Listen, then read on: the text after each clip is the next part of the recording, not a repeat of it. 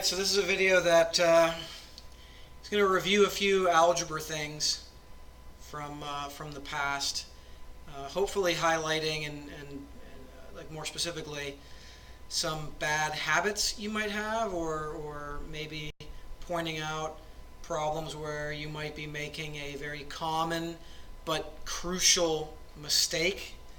So it's almost like a top 10, like if I was going to make a top 10 list, or at least a top 5 list of the most common algebra mistakes, you're probably going to find that on this worksheet. So this problem, whatever mistake you might make, I don't know, I mean, I'm not always going to go through what the mistake is that's very common to make, but if you want to clear these parentheses, in this situation you can really just drop the parentheses, because the only thing technically being multiplied to this bubble of terms is the plus sign, or I guess technically a positive 1. You know, these terms are not being multiplied to this bubble. You don't need to do any like FOIL or extra distributing. You know, again, you don't really, you could just drop the parentheses. I guess what I'm saying is you don't actually need to do any distributing, but I mean, you could totally think of it as distributing a positive 1, which is not going to do anything, but maybe it just helps to go through those motions for you. I don't know. So plus 2x squared remains plus 2x squared, or a positive 2x squared. Minus 5x remains minus 5x. Plus 1 remains plus 1. And so after that, after you clear the parentheses, I mean, what, you just got to make sure your final answer is a pretty good, acceptable final answer. Like, is there any simplifying to do? In this case, are there any like terms that you can combine? And if you know anything about like terms, got to have the same variable, or the same variables, same variable or variables, with the same powers. So this is an x squared term, this is an x squared term, and to combine them, how do I do x squared plus 2x squared? Well, that's going to be 3x squared, because remember, technically there is a 1 out in front as a coefficient there. So 1x squared plus 2x squared is 3x squared. Positive 3x and negative 5x, those are like terms, and those combine to be negative 2x, because again, it was a positive 3x, the sign in front matters, and this is a minus 5x, the sign in front is a part of the term. So positive 3x minus 5x makes minus 2x. And then this term, there's no other term to combine with it, and so it comes down to be a part of the final answer. And now we're done with that one. Similarly, this problem, the only thing technically being multiplied to this bubble of terms, this group of terms, is this minus sign, which is technically a minus 1, but I really just think of it as a minus sign personally. These three terms have no real strong connection, at least as far as multiplying.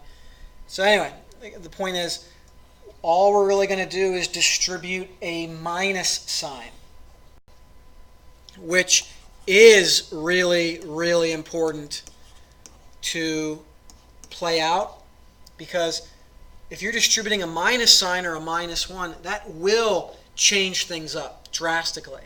So minus to that, or minus 1, makes it a negative 2x squared, and minus sign is going to change this sign to a plus 6x, and the minus sign distributing here will change the sign to a minus 3. Okay, so the minus sign distributes through and changes all the signs. And now we look for like terms. And so that's going to be 1x squared, or, you know, just x squared. Minus 2x and a plus 6x, that combines to be plus 4x. And then the plus 1 and the minus 3 combine to be negative 2. Now, compare those two problems with this problem. Now it is bubble of terms times bubble of terms. So now we need to do a lot of extra distributing because it's both of these terms times all three of those terms as groups of terms. So we need to distribute the x through that second bubble, and we also need to distribute the plus 4 through that second bubble. So anyway, x times 2x squared is 2x to the third. Because remember, technically there's a power of 1 right here, and I'm just adding the powers. So x to the first, or if I wanted to be really specific, it's 1x to the first times 2x to the second just gets me 2x to the third. Because 1 times 2 is 2, and to do x to that power times x to that power, you add the powers. Anyway, continuing my distributing, x times 5x is going to be what? 5x squared, I hope you can come up with. And then x times negative 1 will be minus x. Now I got to distribute the 4. 4 times 2x squared gets me 8x squared. Positive 4 times positive 5x gets me positive 20x. And then positive 4 times negative 1 gets me negative 4. And now I look for like terms. There's no term to combine with 2x cubed, so that just comes on down. And then we have 5x squared and 8x squared to make 13x squared. Negative x, or negative 1x, plus 20x. That should be plus 19x. And then nothing, I believe, combines with the minus 4, so that just comes on down.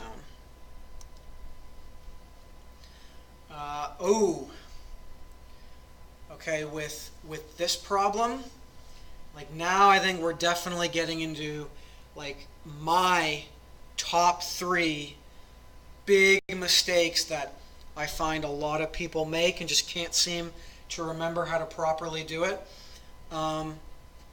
So my question is to you, are we allowed to just take this bubble being squared and just like distribute, for lack of a better word, this power of 2 to both of these terms? Are we allowed to just do that, and is that all that needs to happen? Just applying the power of 2 to this term and to that term. Is that okay?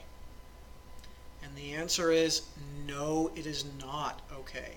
That is not all there is to it. Here's what you got to remember to do.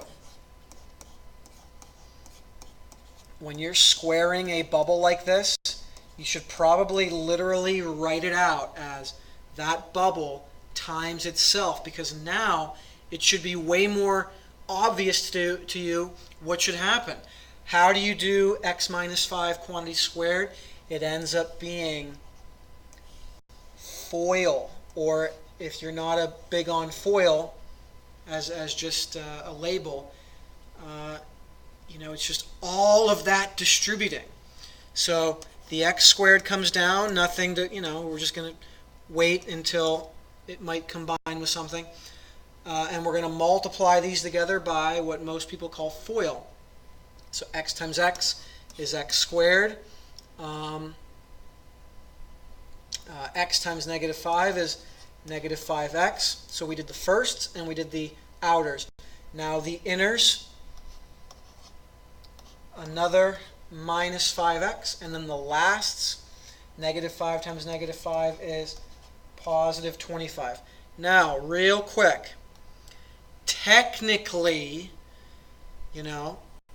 maybe I should emphasize how, in a way, that is still just a group, and you should still group all that together.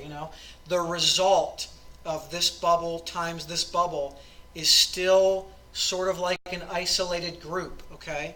Now, in this situation, we can pretty much now just immediately, like as soon as those parentheses are there, we can almost like drop them immediately because, look, all that's out in front is a plus sign.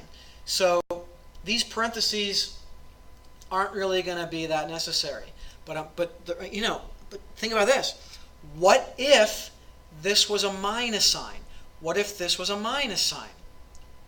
Then it would be really, really important to remember how this result, this product, okay, should be considered a group, because this minus sign that it could have been would have needed to be distributed through, and it would have changed things, and it would have mattered. But so anyway, these parentheses are technically here, but in this case, because of the plus sign, we don't really need them. So now we can just really look for like terms to combine, okay? And maybe I'll just really break this up into more baby steps, because, I'll drop the parentheses, and at the same time, I'll combine those together to make minus 10x. But I'm still not done, because I'm sure there's more like terms, like 1x squared and 1x squared to make 2x squared. This term should come next, and there's nothing to combine with that, so it's just minus 10x. And minus 7 and plus 25, so a negative 7 and a positive 25. That should be plus 18, I do declare. Next one, oh boy. I pause for a second here because there is actually, and plus I want a little sip of water. Where's my water?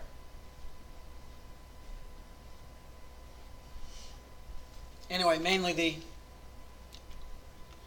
the pause is that there's actually numerous ways to go through the steps. You know what I mean? Like, you don't have to do one thing first and then the next thing after that. And like, there's different orders of steps you can do and different ways you can go through this. Like, I guess what I'm saying is there's not one and only one way to begin the problem.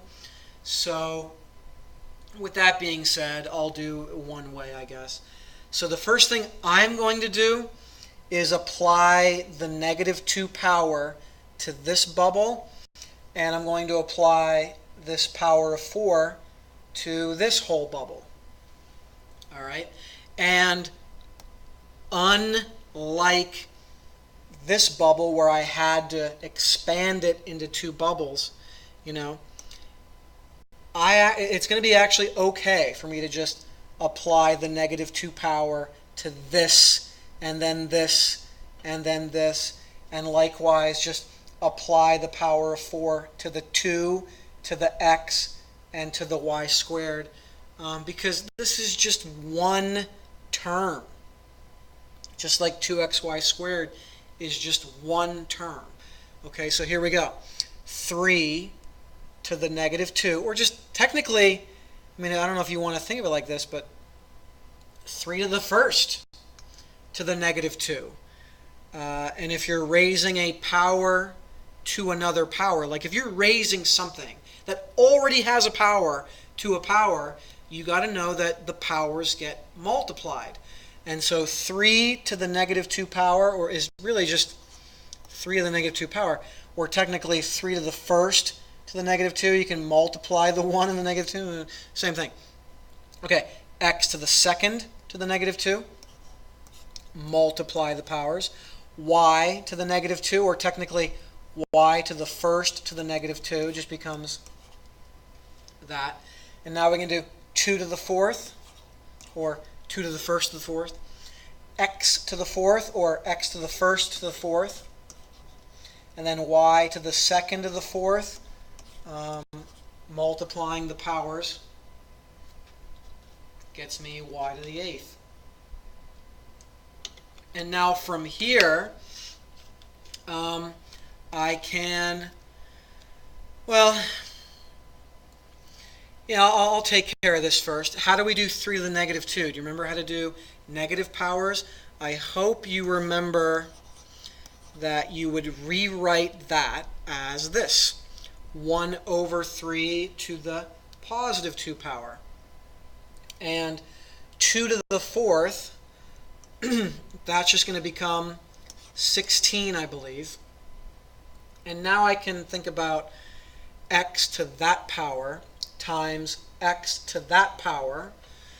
What do I do in order to multiply those together? Because you can, right? That's what you're going to do next. Multiply x to this power times x to that power. What do? Well, you add the powers. And so that's going to become x to the 0 when you add those powers. Likewise, y to that power can be multiplied to this y to that power. And you just got to add the powers. Okay? Now, as I clean this up, you should realize that anything to the 0 power is what? It's 1. So anyway, this is going to become 1/9. So we got like 16 over 9. That's just going to be a 1. So, and then y to the 6th would go up yonder. Okay? And so that's one way to write the final answer. This one. Or equivalently, I guess technically you could write 16/9 and then just y to the 6th, beside it as like another factor, whatever, same difference.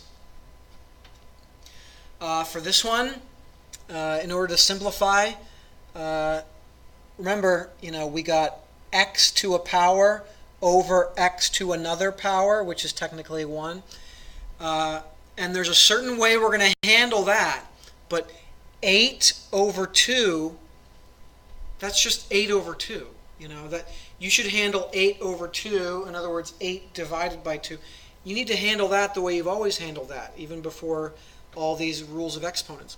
So there's no trickery there. 8 over 2 is just 8 over 2, and that's 4.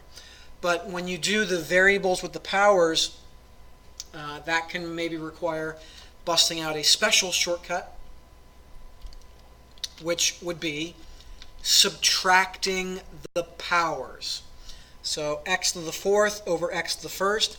When you subtract the powers, you get x to the 3rd, and y to the 2nd over y to the 5th. When you subtract those powers, remember it's the top power minus the bottom power, you get -3. Okay? So quick review, right? I handled the regular numbers differently than I handled x to a power and the variables and the powers, right? Like, in other words, I didn't subtract 8 and 2, okay? I just did 8 over 2 like I've always done for years. This is not a good final answer because of this negative power. Negative powers are usually not good for final answers. They're just not acceptable. So in order to make that power positive, that base drops down to the denominator, and the power can then be written as +3. Oh, this is a big one. How do we handle this, right? How do we simplify this? And, man, I guess just cutting to the chase, and to kind of address the common mistake that a lot of people make is this. You are not allowed to cancel anything until you factor, okay? Because you're only allowed to cancel factors. So looking up here, can I factor the numerator? Yes. Firstly, by bringing out a GCF of 2. So I divide a 2 out in front of the whole thing as a GCF. Can the denominator be factored? Yeah. again by GCF of 4. Okay? Guess what? The numerator can be factored again, or at least this factor can be factored again by unfoil. So the 2 is already out there, and this bubble can be unfoiled. Okay, you know what two numbers multiply to make -3, but they also add up to 2. That should be +3 minus 1. And so this is some factoring you have to do to simplify fractions like this. All right?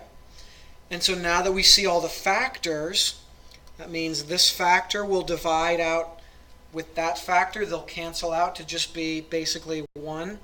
And then 2 over 4, that'll reduce to that. And so when we kind of clean this up a little bit, in the numerator, really there's just going to be a factor of x minus 1, or 6 minus 1. And on the bottom, I guess we just have a 2 down there now. And so that looks like how number 7 ends up. Yep. And I guess that's it.